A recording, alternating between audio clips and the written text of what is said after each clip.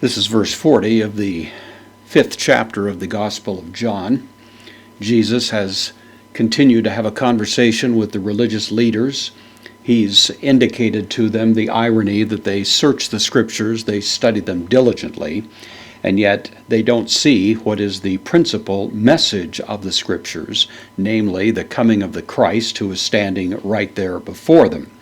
And so even though they are diligent students, as Paul would say, hearers of the Word, they nevertheless are not able to see that which is evidently right there. And the reason for that is because, as he said earlier, the Word of God is not in them.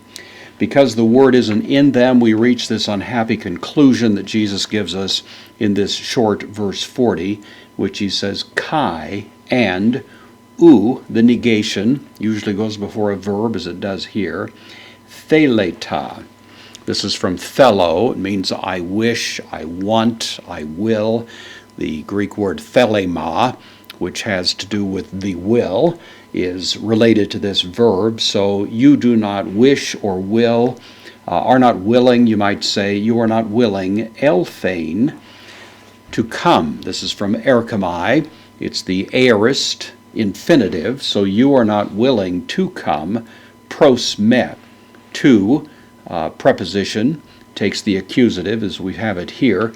Normally prepositions will take the emphatic form of the pronoun, but there are a couple of exceptions. The most common probably is this one, in which we find pros with the acute accent there, of course, before the non-emphatic form me. It occurs very frequently in the New Testament, just to note that in passing. So, you do not wish to come to me, hina, in order that, takes the subjunctive as we have it there, in order that you may have, this is the second person plural, present active subjunctive, in order that you may have zoein, life.